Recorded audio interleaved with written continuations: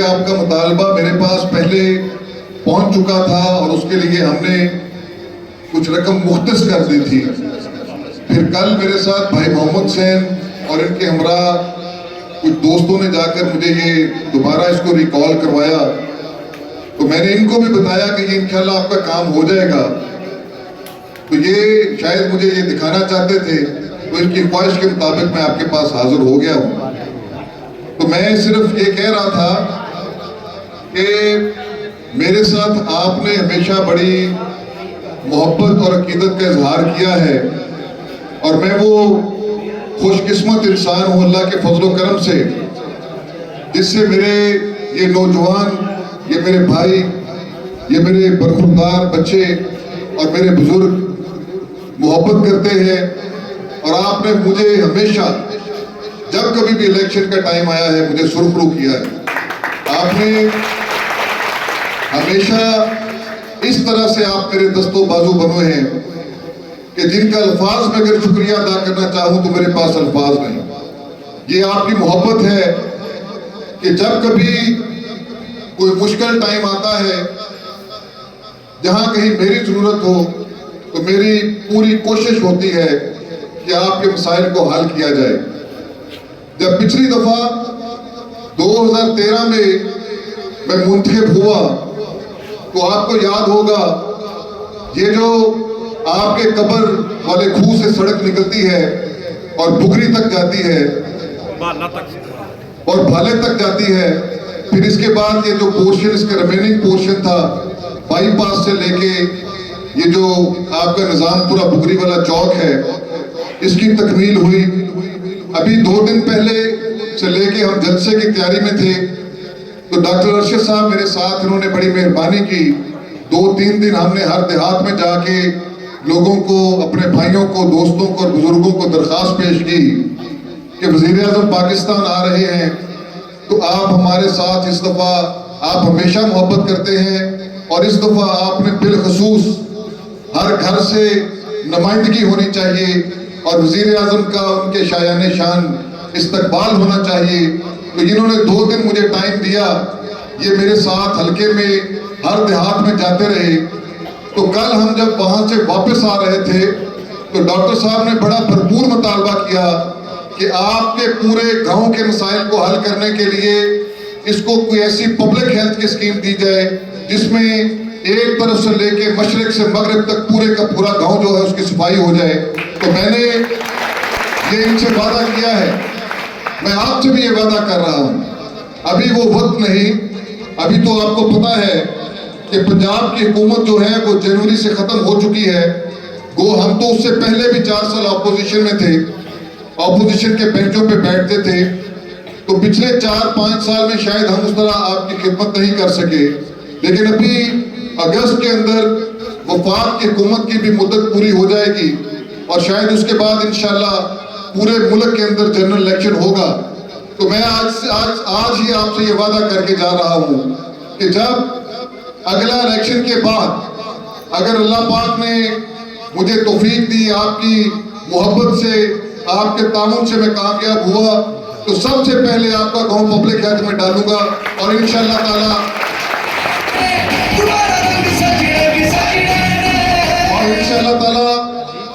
اگر آپ کے پورے گاؤں کو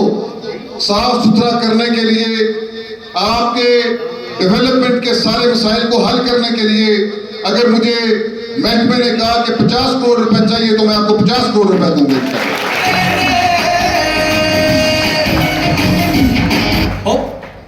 میں یہاں پر آپ سے چند ایک لفظوں میں ملحوظات پیش کرنا چاہتا ہوں, اور مجھے اس بات کا علم ہے کہ آپ بخوبی اس بات سے واقف ہیں. اہلِ نظام پورہ کے بارے میں میرا یقین ہے یہ کہ آپ ملک کی سیاست سے بھی واقف ہیں, آپ حالات سے بھی آگاہ ہیں, آپ کو ماضی کی بھی خبر ہے اور مستقبل پر بھی آپ نظر رکھتے ہیں. اور یہ مقبول سہیل صاحب میرے سامنے بیٹھے ہوئے ہیں, یہ اکثر کہیں نہ کہیں میرے ساتھ ملک کے مستقبل پر سوئی بھی پھنسا لیتے ہیں. تو اس لیے میں یہ سمجھتا ہوں کہ آپ کو ہر بات کا علم ہے، لیکن آپ کے اس موسم میں یہاں آنے پر آپ نے بڑی دقت میں یہاں پر آئے ہیں، تشریف لائے ہیں. تو میں صرف آپ کو یادداشت کروانا چاہتا ہوں کہ جب 2013 میں پاکستان مسلم لیگ نون کی حکومت بنی، میاں نواز شریف صاحب ملک کے وزیر اعظم بنے، تو اس سے پہلے ہمارا ملک جو ہے وہ ایک عجیب بحران کا شکار تھا. آپ کے ملک میں دہشت گردی کا راج تھا، نہ کوئی شہر محفوظ تھا، نہ کوئی بازار محفوظ تھا، نہ ریلوے اسٹیشن محفوظ تھے، نہ مسجدیں محفوظ تھیں. کراچی اور لاہور جیسے بڑے شہر، وہاں پر بھی بم دھماکے ہوتے تھے، دہشت گردی کا راج تھا، سینکڑوں کی تعداد میں لوگ شہید ہوتے تھے، سڑکیں لہو سے سرخ ہو چکی تھی، اور اس پہ 18 گھنٹے کی لوڈ شیڈنگ. زمیندار اپنی فصلوں کو آبیاری کے لیے پریشان تھا، بچے سکولوں میں جانے کے لیے تیاری کے لیے مشکل کا شکار تھے، ہسپتالوں میں جو مریض تھے وہ بھی لوڈ شیڈنگ کی وجہ سے پریشان تھے. اور لوڈ شیڈنگ کا عالم یہ تھا کہ اگر صبح 8 بجے گئی ہے تو رات کو 12 بجے تک بند ہے، اور کسی کو خبر نہیں کہ یہ کب آئے گی. معیشت جو تھی ملک کی وہ بھی زبوں کا شکار تھی، غیر یقینی کی کیفیت تھی. اور اس حالت میں مسلم لیگ کی قیادت نے ملک کی بھاگ دوڑ سنبھالی، اور اس کے بعد آپ نے دیکھا کہ اسی ملک کے اندر کم وسائل کے باوجود 12,000 میگا واٹ بجلی بنانے کے کارخانے لگے. اسی ملک کے اندر فوج کے اشتراک سے ضرب عضب آپریشن شروع ہوا، اور وہ میاں نواز شریف کی پولیٹیکل ول تھی کہ دہشت گردی کا خاتمہ ہوا، دہشت گردوں کو پکڑا گیا، ان کو مارا گیا اور ان کو بھگایا گیا، اور ملک کے اندر امن قائم ہوا. اسی طرح چائنا کے اشتراک سے سی پیک کا منصوبہ شروع ہوا، اور یہ وہ بے مثال منصوبہ تھا جس کے بارے میں یہ کہتا ہوں میں کہ اگر یہ صوبہ پائے تکمیل تک پہنچتا تو پاکستان پوری دنیا کے اندر معاشی طور پر مستحکم ہوتا. آج ہمارے نوجوان جو اپنا گھر بار چھوڑ کر، اپنا خاندان چھوڑ کر، اپنا ملک چھوڑ کر بیرون ملک نوکری کرنے کے لیے جاتے ہیں، یہ ان کی بہت بڑی قربانی ہے کہ وہ اپنے ورثاء کے لیے، اپنے اہل و عیال کے لیے، اپنے خاندان کے لیے ان سے دور رہ کر قربانی دیتے ہیں اور ان کے روزگار کا بندوبست کرتے ہیں. اگر یہ سی پیک کا منصوبہ مکمل ہوتا تو نہ صرف ہمارے نوجوان کو روزگار ملتا، نہ صرف ہمارے بیرون ملک کام کرنے والے لوگ واپس وطن میں آتے، بلکہ بیرون ملک سے لوگ آ کر یہاں پر روزی روٹی کماتے اور پاکستان ترقی کرتا. اس کے بعد اسی 2013 کے دور میں یہ جو IMF کا شور بنتا ہے، یہ جو انٹرنیشنل مانیٹری فنڈ کا ادارہ ہے، اس کے ساتھ ان کے تمام معاملات کو ختم کر کر مسلم لیگ کی حکومت نے ان کو خیر بات کہا، اور 2016 کے بعد اس حکومت نے دوبارہ IMF کو پاکستان میں نہیں آنے دیا. یہ وہ مسائل تھے جو کم آمدنی کے باوجود، ایک غریب ملک ہونے کے باوجود پاکستان مسلم لیگ نون کی قیادت نے اس نے ملک کو سرخرو کیا. باوجود اس بات کے کہ ایک جماعت جس کا سربراہ عمران خان تھا، آپ کو یاد ہوگا کہ جب ملک ترقی کر رہا تھا میاں نواز شریف کی قیادت میں، تو عمران خان نے صرف اس بنیاد پر کہ 4 حلقوں کے اندر دھاندلی ہوئی ہے، MNA کے 4 حلقوں کے اندر دھاندلی ہوئی ہے، اسلام آباد میں پارلیمنٹ ہاؤس کے سامنے 126 دن کا دھرنا دیا. اور یہ وہ وقت تھا جب چائنا کے پریزیڈنٹ پاکستان میں آ رہے تھے، اور اس وقت کی حکومت نے عمران خان صاحب سے یہ درخواست کی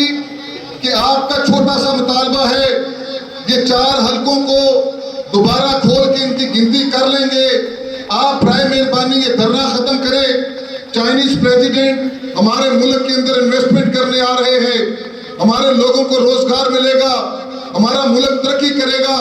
ہمارے ملک کے اندر صنعتی اور تجارتی کارخانے لگیں گے، اور ہمارے لیے یہ ایک موقع ہے۔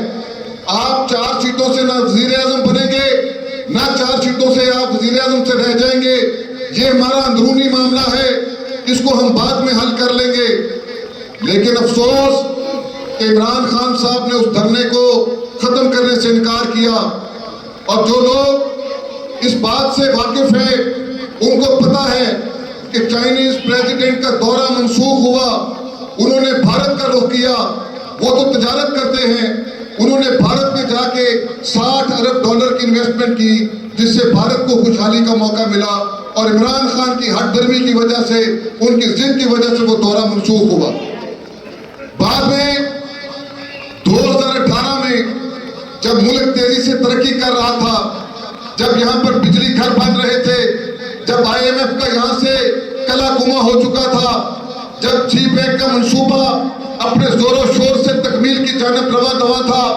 جب ملک کے اندر امن بحال ہو چکا تھا، جب یہاں کا کسان ترقی کر رہا تھا، جب یہاں پر لوگوں کو، نوجوانوں کو روزگار مل رہا تھا، جب یہاں پر ہسپتال بن رہے تھے، جب یہاں پر تعلیم عام ہو رہی تھی، اسی دوران 2018 کا الیکشن ہوا، اور عمران خان صاحب کو اس ملک کے اوپر مسلط کیا گیا۔ میں مسلط کا لفظ اس لیے استعمال کر رہا ہوں کہ جب آپ کے حلقے سے، آپ کے ووٹ سے میں یہاں سے کامیاب ہو کے گیا، تو پنجاب کے اندر 297 حلقے ہیں جہاں سے براہ راست نمائندے منتخب ہوتے ہیں، اور اس کے بعد کچھ اسپیشل سیٹیں ہیں جو جس جماعت کو جتنا حصہ ملتا ہے اس کے مطابق ان کو تقسیم ہوتی ہیں۔ تو آپ کے علم کے لیے میں بتا رہا ہوں، 297 میں سے 130 سیٹوں پر پاکستان مسلم لیگ نون کے نمائندے منتخب ہوئے، 118 سیٹوں پر PTI منتخب ہوئی، 7 سیٹوں پر پرویز لائی کے لوگ منتخب ہوئے، اور ان دونوں کے اشتراک سے ان کی سیٹیں 125 ہوئی۔ پھر اس کے بعد ایک بندہ راہ حق پارٹی کا ان کے ساتھ شامل ہوا، اور جماعت اسلامی کا ایک بندہ ان کے ساتھ شامل ہوا، ان کی سیٹیں 127 اور ہماری سیٹیں 130، اور اس کے بعد 30 بندے تھے جو آزاد منتخب ہوئے تھے۔ پاکستان کی تاریخ میں میں نے آج تک نہیں دیکھا کہ کوئی جماعت اکثریت میں ہو اور آزاد لوگ جیت کر اپوزیشن کی طرف جائیں۔ یہ وہ پہلا موقع تھا کہ 30 میں سے 29 بندے جو ہیں وہ اقلیتی جماعت کے ساتھ شامل ہوئے اور ان کو حکومت ملی۔ اور بدقسمتی پنجاب کی کہ پنجاب سے بدلہ لیا گیا۔ پنجاب کے اندر عثمان بزدار جیسا نااہل، نالائق، جس کے اندر صلاحیت بھی نہیں تھی، جس کا تجربہ بھی نہیں تھا، اس کو وزیر اعلیٰ لگایا گیا، اور عثمان بزدار کے ذریعے سے عمران خان اور اس کی بیگم بشرا بیگم جو ہے انہوں نے کرپشن کا دروازہ کھولا اور بدقسمتی سے پنجاب کی تعمیر اور ترقی رکی۔ عثمان بزدار کا موازنہ میاں شہباز شریف کے ساتھ کرنے کی کوشش کی گئی، حالانکہ میاں شہباز شریف وہ ایک ایسا سیاسی لیڈر تھا جس نے پنجاب کو باقی صوبوں سے آگے لے کر گیا، تعمیر اور ترقی کے حوالے سے، تعلیم کے حوالے سے، صحت کے حوالے سے، امن و امان کے حوالے سے، روزگار کے حوالے سے۔ شہباز صاحب نے باقی صوبوں سے پنجاب کو آگے لگایا اور باقی صوبے اس بات کو تسلیم کرتے ہیں۔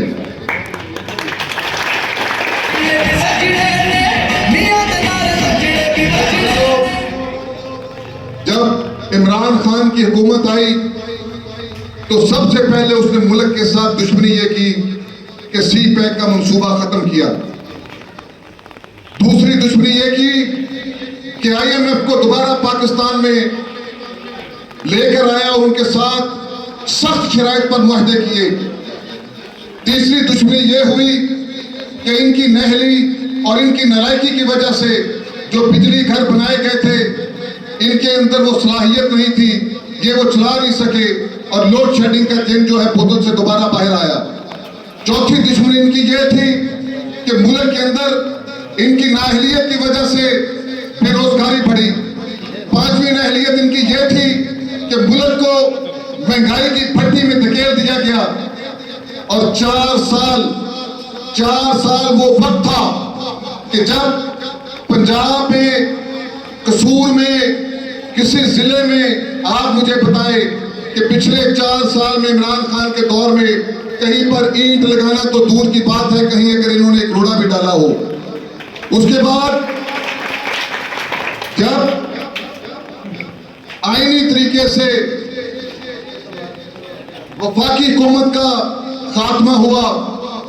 پنجاب کے اندر حکومت کا ان کی خاتمہ ہوا،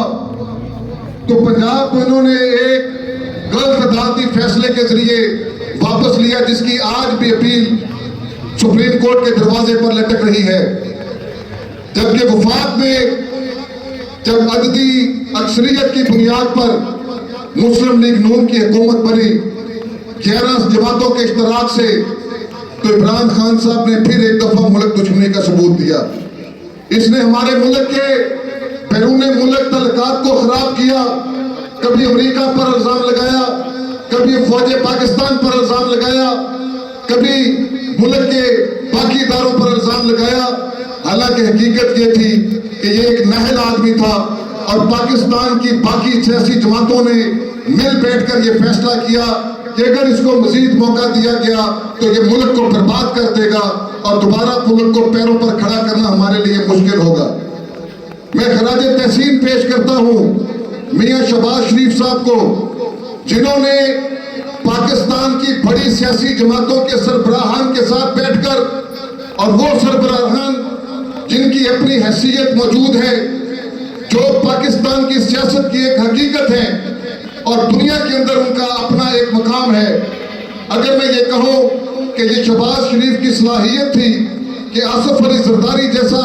ایک بڑا لیڈر، مولانا فضل الرحمان جیسا ایک بڑا لیڈر، اسفل دیار ولی جیسا ایک بڑا لیڈر، ایم کیو ایم کی لیڈرشپ، پی اے پی کی لیڈرشپ، ان کے ساتھ مل کر ان کو اعتماد میں رکھ کر پچھلے 1 سال سے حکومت کرنا کوئی آسان کام نہیں تھا میرے بھائیوں۔ لیکن میاں شہباز شریف کی ہمت اور جرأت کو سلام ہے، میں ان کو خراج تحسین پیش کرتا ہوں ان کی سیاسی حکمت عملی پر، ان کی دانشمندی پر، ان کی جرأت پر، کہ اس تمام لیڈرشپ کو ساتھ رکھتے ہوئے انہوں نے ملک کو واپس اپنے پاؤں پر کھڑا کیا، اور آج آپ دیکھتے ہیں کہ ملک دوبارہ ترقی کی راہ پر گامزن ہے۔ وہ جو سی پیک کا منصوبہ عمران خان نے ختم کیا تھا وہ دوبارہ شروع ہو چکا ہے۔ جو بجلی گھر ان سے نہیں چل سکے وہ ایک ایک کر کے دوبارہ چلنے شروع ہو گئے ہیں۔ آپ کو یاد ہوگا پچھلے مہینے میں پیٹرول ڈیزل کی قیمتیں بھی 35 روپے تک نیچے آئی ہیں۔ آپ کو یہ بھی یاد ہوگا کہ گھی اور تیل کی قیمتوں میں، خوردنی تیل کی قیمتوں میں بھی کمی ہو رہی ہے۔ یہ 4 سال کا بگاڑ راتوں رات ٹھیک نہیں ہونے والا تھا۔ اس میں 1 سال کی شب و روز محنت کر کے میاں شہباز شریف نے دوبارہ ملک کو ترقی کی راہ پر گامزن کیا ہے۔ اور یہ اتنی لمبی بات آپ سے کرنے کا میرا جو مقصد تھا،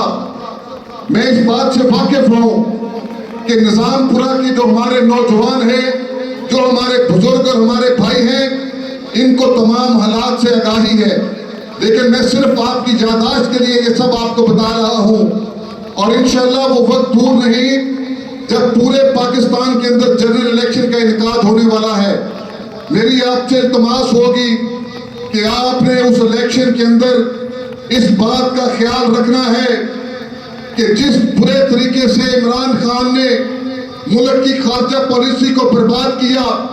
ملک کی معیشت کو تباہ حال کیا، جس طرح سے نوجوان کا روزگار چھینا، جس طرح سے ہمارے علاقے سے تعلیم کی سہولت کو برباد کیا، جس طرح سے اس نے ہسپتالوں کو برباد کیا، اور ایک طرف آخر میں جو سب سے بڑا کام انہوں نے کیا وہ 9 مئی کا واقعہ ہے۔ افواج پاکستان ہمارے سر کا تاج ہیں. ہم دنیا کے اس خطے میں موجود ہیں جہاں ایک طرف ہم سے بڑا دشمن بھارت ہمارے ساتھ موجود ہے اور دوسری طرف افغانستان کی سرحد ہے جو پچھلے 40 سال سے جنگ کی حالت میں ہے. اور مضبوط اور مستحکم پاکستان کے لیے ہمارے پاس ایک مضبوط فوج ہونی چاہیے جو الحمدللہ ہے. اس نے ہمارے شہداء کی یادداشتوں پر جا کر حملہ کیا. اس نے ہمارے دشمن کو یہ پیغام دینے کی کوشش کی کہ فوج اور عوام کے درمیان فرق ہے جو کہ نہ کبھی تھا اور نہ کبھی ہوگا. آپ اس بات سے واقف ہیں کہ جب کبھی بھی ہماری سرحد پر ہمارے دشمن نے کوئی ایسی چال بازی کی ہے تو فوج اور عوام نے مل کر ان کے دانت کھٹے کیے ہیں. میں آپ کے اس پروگرام سے بھی عمران خان کو یہ پیغام دینا چاہتا ہوں کہ پاکستان کی قوم اور پاکستان کی فوج یک جان اور دو غالب ہیں اور انشاءاللہ تعالی ہمیشہ رہیں گے. آپ نے جو سازش لڑانے کی ملک دشمنی کی جو سازش رچائی تھی آپ اس کے منطقی انجام تک پہنچ چکے ہیں. آپ نے ہمارے شہداء کی بے حرمتی کی اور یہ شہید وہ لوگ ہیں جس کے بارے میں اللہ پاک قرآن پاک میں کہتا ہے کہ یہ زندہ ہے اور میرے خزانوں سے کھاتے ہیں. آپ کو علم نہیں ہے. میرے بھائیوں، نظام پور کے بہادر غیور شہریوں نوجوانوں، میں آپ کو ایک بات کا یقین دلانا چاہتا ہوں اور مجھے یقین ہے کہ آپ میری بات سے متفق ہیں. جو بارڈر پر کھڑا ہو کے ہمارا سپاہی گولی کھاتا ہے اپنے سینے پر، وہ تنخواہ اور منافع کی خاطر نہیں کھاتا، وہ اپنے ملک کی محبت میں کھاتا ہے. وہ شہادت کے جذبے سے سرشار ہوتا ہے. وہ اس ملک کے لوگوں کے امن اور سکون کے لیے اپنی جان کا نذرانہ پیش کرتا ہے. تو اگر کوئی ایسی سیاسی جماعت جو ان شہداء کی یادگاروں کی تذلیل کرے تو بالکل ہم ان کے سامنے سیسا پلائی دیوار بن کے کھڑے ہوں گے. ہم اپنے شہداء کو خراج تحسین پیش کریں گے. ہم ان کی خاندانوں کے ساتھ، ان کے بچوں کے ساتھ، ان کی فیملی کے ساتھ بھرپور طریقے سے اظہار یکجہتی کریں گے. میں آپ سے یہ درخواست کروں گا کہ آنے والے الیکشن میں ان باتوں کو ضرور ذہن میں رکھیں اور اس جماعت کا ساتھ دیں جنہوں نے ہمیشہ تعمیر اور ترقی کی سیاست کی ہے، جنہوں نے ملک کی معیشت کو بہتر کیا ہے، جنہوں نے ملک کو دنیا کے اندر ملک کا نام سر بلند کیا ہے، اور وہ مسلم لیگ نون کی لیڈرشپ ہے. اور دوسری طرف یہ تخریب کار، یہ دہشت گرد، یہ ملک دشمن جس نے ملک کی معیشت کو بھی برباد کیا،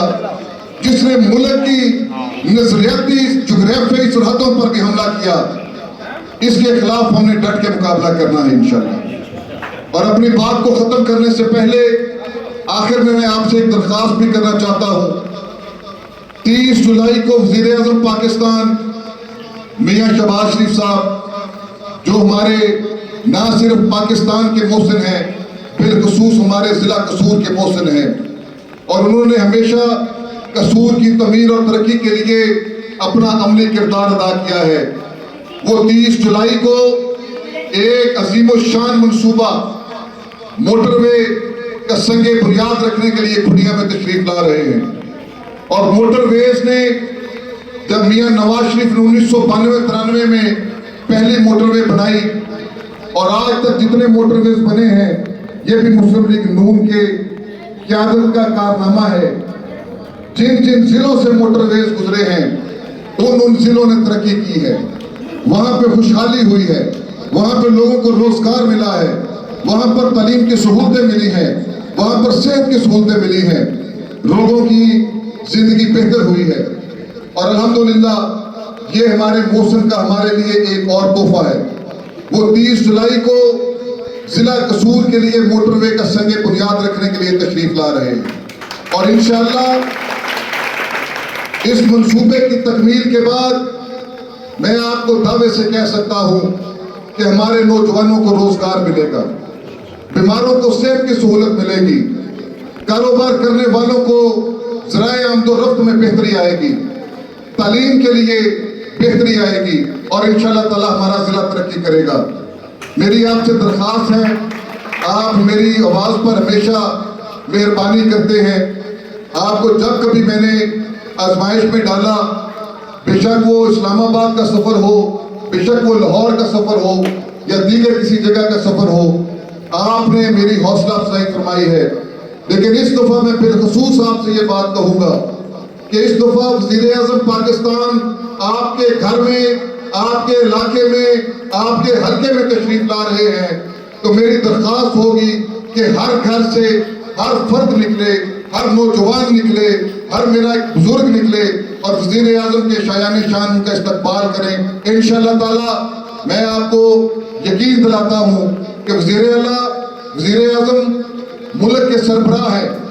और जब कोई मुल्क का सरबराह किसी इलाके में आता है तो उस इलाके की खुशहाली और तरक्की का बायस बनता है। वो आपके इलाके में आ रहे हैं, आपके हल्के में आ रहे हैं। मेरी आपसे दरख्वास्त होगी कि तमाम लोग अपने कीमती वक्त में से टाइम निकालें, उनकी बात सुनने के लिए आप फुड़िया में तशरीफ लाएं। बाकी मैंने अपने भाइयों से कहा है ये आपसे राब्ता करेंगे, आपसे मिल बैठ के सारा प्रोग्राम फाइनल करेंगे। आपने वहां पर आना है और मियाँ शहबाज शरीफ साहब की हौसला अफजाई करनी है। इंशाअल्लाह ताला उनकी आमद हमारे ज़िले के लिए बाइस बरकत होगी, तरक्की का सबब होगी, लोगों के मसाइल हल करने के लिए उनका एक किरदार है। आपकी बहुत मेहरबानी, आपकी मोहब्बत का बहुत शुक्रिया। जिस तरह आप हमेशा मेरे साथ मोहब्बत करते हैं, मेरे पास अल्फाज नहीं जिनसे मैं आपका शुक्रिया अदा करूं। मैं आपका दिल के अथाह गहराइयों से शुक्रगुजार हूं और दरख्वास्त गुजार हूं कि 30 जुलाई को भी आप जॉब दर जॉब निकलें। आपकी बहुत मेहरबानी, शुक्रिया।